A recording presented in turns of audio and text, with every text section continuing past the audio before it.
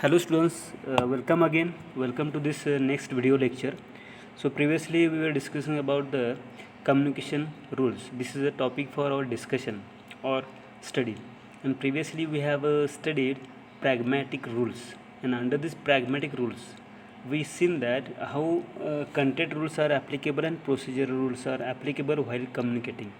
In content rules, we observe that meanings, we get the meanings or we decide the meanings for by observing that particular object. For example, if we observe computer, we say that this is the device that we call as a computer.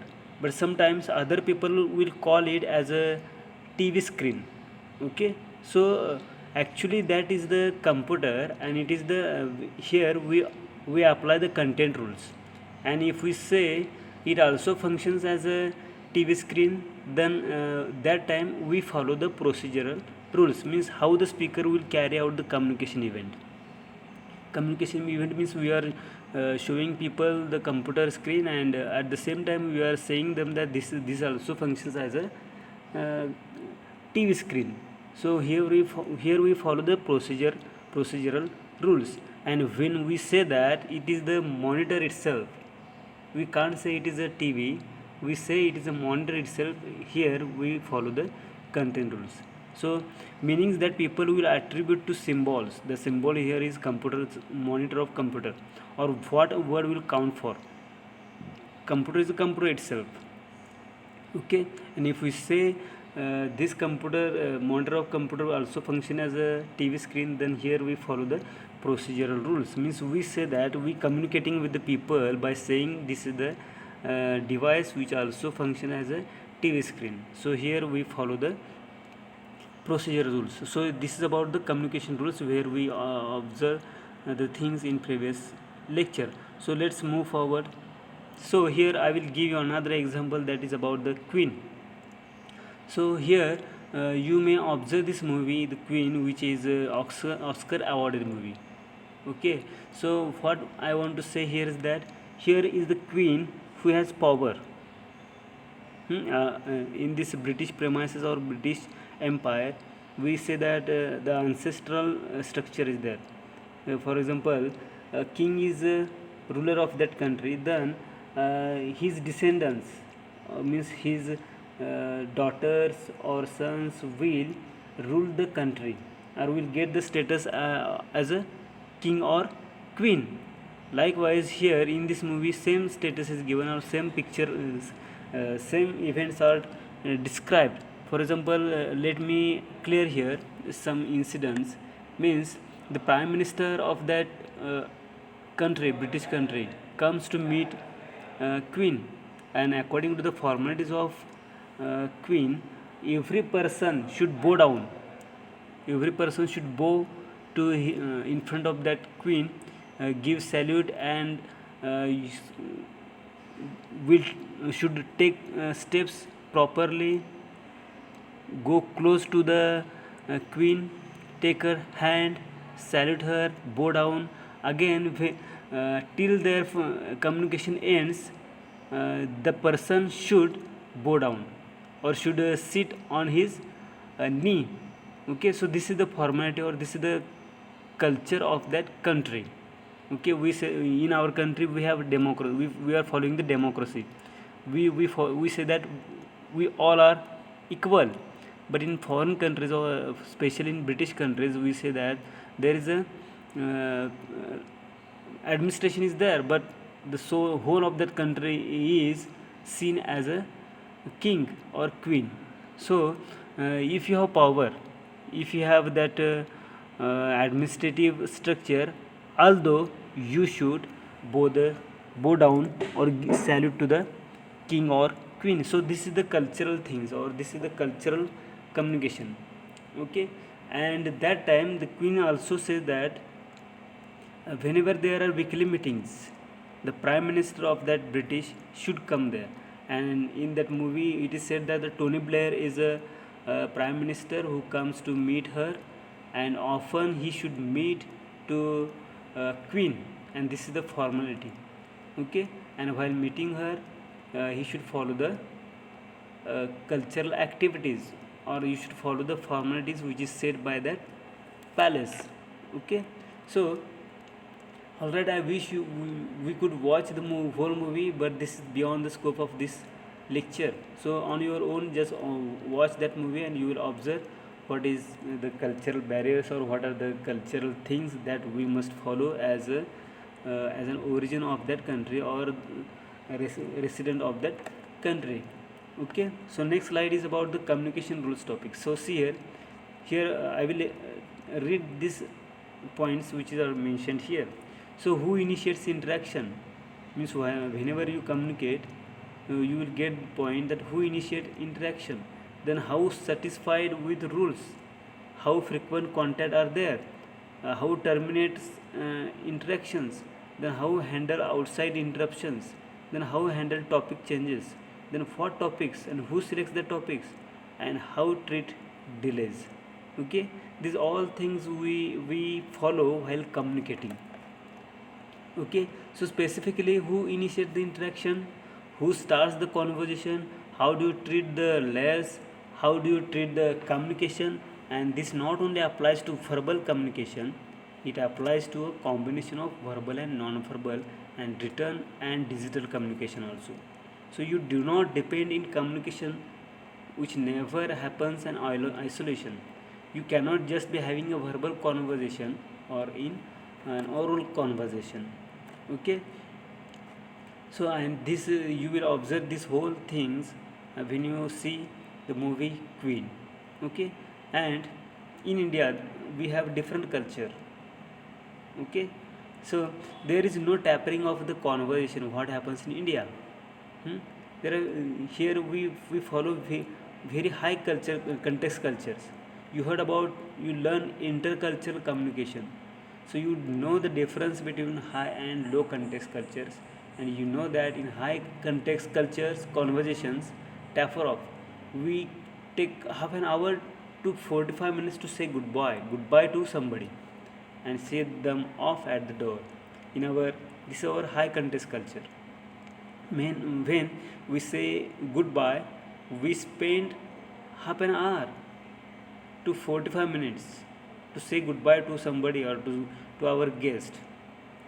Again, sending them off, we go to the door and again wave the hands. So it is our culture. Again, we invite people for dinner, which is depending on our level of comfort with them. Okay, and goodbye, we again follow the goodbyes talk. To your letter, again we say that we give messages, we say give my love to your kids, give my regards to your parents. All that goes on. Okay, it goes on the phone also, it goes on chat messages, it goes on at the door when you are seeing somebody off, and it is sort of slowly peppers down. And what we say in that clip was, of course, you may observe in the movie Queen was angry, but it was in the goodbye. There was a difference in the manner in which the interaction ended. Okay, in the first conversation with that Tony Blair. Just it is better to see that movies or observe several clips of that movie Queen. Okay, again she has the temper, she has temperament that I am the queen, I decide how often I want to meet a person who reports to me. I want to meet you on a weekly basis, and of course something else happens, and then you see things. But I mean, so you know those decisions are taken, those rules are made. How satisfied are you with those rules? And again, there's some discussions about how Tony Blair want to stuff to address him, and he cannot negotiate that with the queen. But initially, he has to really follow the rules. So the queen attended. I'm sorry, I don't know the actual terminology for, or maybe for the butler. I don't know the exact terminology for persons similar to butler in the royal families. Okay, so somebody else who knows a better term is welcome to advise on it. And but this person tells Tony Blair and his wife how they are supposed to behave. That butler is the attendant of that queen, and he tells that couple that is Tony Blair and his wife, how to behave in front of that queen. okay, in the presence of queen, and how to say verbally, non-verbally, all of those things, and you know how satisfied you are with those rules will determine what happens after that. Okay, so you may observe that movie and you will get that verbal and non-verbal communication and communication rules followed in the British Empire or in that culture. And next slide is here about orientation on communication rules. So we don't have time for we don't have very much time, but I will quickly go over some of the important aspects in co-orientation. Co-orientation means orienting orienting orienting ourselves similarly in a similar fashion to communication rules. And this model describes how a person views an object or event and some other person at the same time. How do I view the situation? How comfortable I am? There are two important aspects in this, which are agreement. Okay, here are two important aspects are, see, that is related to agreement. Let us see what is that concept. Okay, so agreement is the similarity between how a manager describes a communication rule and the way the subordinate describes the same rule. Okay, that is the agreement. Here example is given or concept is given. Agreement is the similarity between how a manager describes a communication rule and the way the subordinate describes the same rule. So we are on the same level, we are on the same platform, aren't? And the accuracy is the actual one is being in agreement. I know what you are saying, you know what I am saying, but are we right about it? Okay, so that is we don't have time for the model today, but now I have given you who coined this. I have given you information on who coined the model, and I would urge, this model is given by Ferris. Here's Ferris, Monk and Russell. They have given this model. Okay, so who coined this? I have given you information. Who coined the model? I will urge you to look it up yourselves and figure out details yourselves. Some popular opinion about how communication rules should be exercised: acknowledge the receiver's context, understand and acknowledge your own context as a sender of the message. Nobody cares how much you know, okay, unless they know how much you care. That matters here.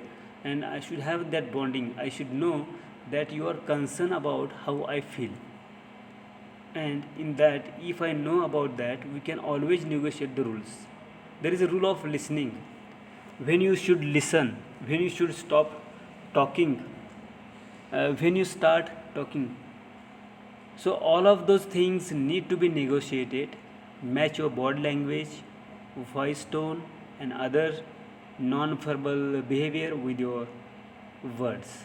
Okay, again, keep your communication poor and simple. Again, these are some tips. I'm sure this list is not exhaustive. You can add whatever you feel need to be added to this list.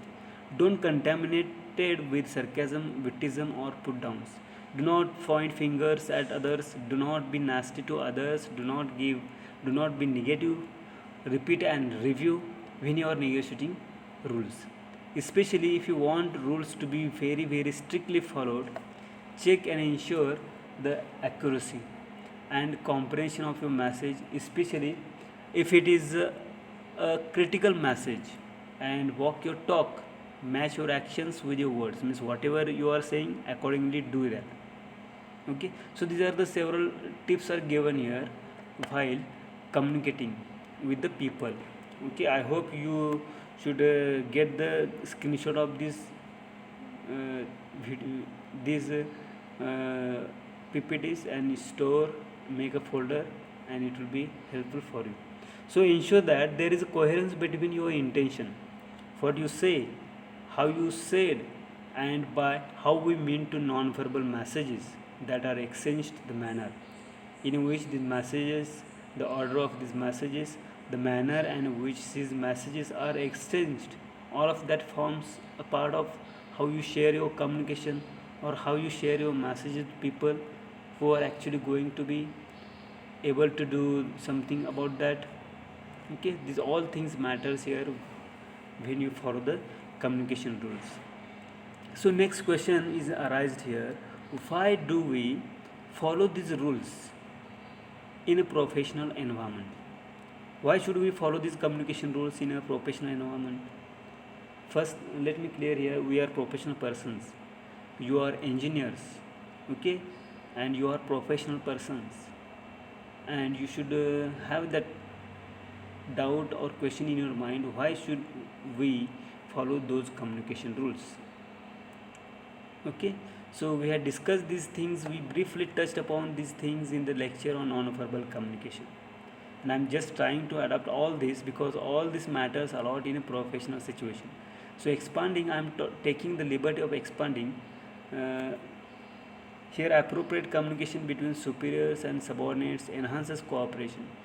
How is worked out, and if that how we should work on those communication rules. For example, if the manager, superior and subordinate are on the same platform, they are in agreement about what these rules mean.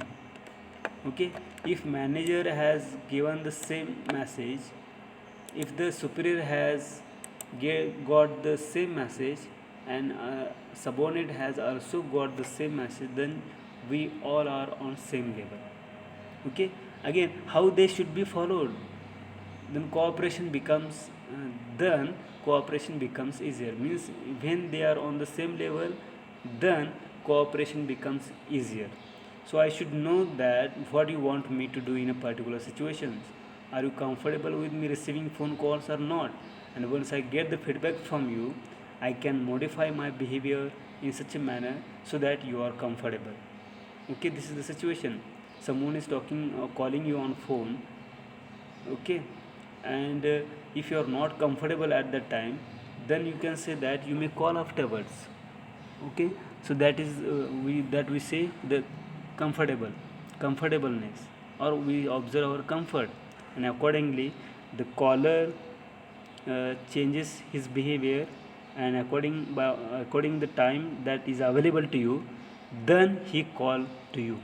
Okay, and that sort of helps us cooperate with each other. Okay, then perceived trustworthiness and credibility of superiors and subordinates depends significantly on the coherence between non-verbal and verbal interactions of the subordinates. So see here, perceived uh, perceived trustworthiness and credibility of superiors and subordinates depends significantly on the coherence between non-verbal and verbal interactions of superiors and subordinates. They need to be in consumption, they need to be coherent, they need to be on the same level, and the appropriateness of messages in any work situation. So what is considered right, it is not what is right. So everything depends on the appropriateness of my messages, depends on your ability or your perception of what I'm sending to you. It depends on your perceptions of the fitness, how well fit, how well does it get with or connect with what is really going on. That is the appropriateness of message. And you and my perception your and my perception depends on what I understand of the situation, and how well I think what you send me or the message you have coined fits in where the and whatever I am expecting or with the situations that is meant to fit in. So situation is also important thing here. So sensitivity to an acknowledgement of explicit and non-explicit denotative and connotative verbal and non-verbal signals impacts the superior subordinate relationship. Okay, sensitivity to an uh, acknowledgement of explicit and non-explicit, denotative and connotative verbal and non-verbal signals impact the superiors subordinate relationship and the communication climate of the organization. as a whole. Okay, and now let us discuss something before we end today's lecture. I would like you to observe your own personal and professional interactions and list the difference in the rules you follow for each. Figure out where you interact with people, and you know how you negotiate these rules.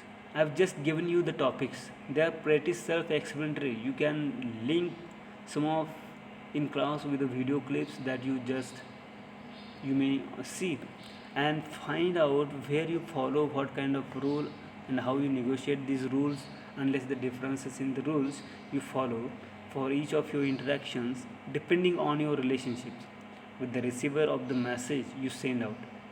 Deliberate upon the application of the co-orientation model in your formal and informal interactions after you had a chance to review it. Okay, here something is missed. Okay, but not to worry, I didn't get a chance to touch upon it much, but I urge to read up more about this and see whether it fits in, and list and discuss the verbal and non-verbal behaviors and messages that you have found to be appropriate or inappropriate, and the reasons for your perceptions regarding the appropriateness of these messages. Figure out why you think some messages are appropriate or inappropriate in different situations. What makes them appropriate, what makes them inappropriate, and you discuss these things in today's lecture. And the message that I want you to send out through the today's lecture, and what I wanted to teach you about communication rules in this class, will become very very clear to you. Wish you all the best. Thank you. So I hope that you have understood little bit about this communication rules. So let us stop here. Just revise this content, get the screenshots of these screens, and study well. Thank you.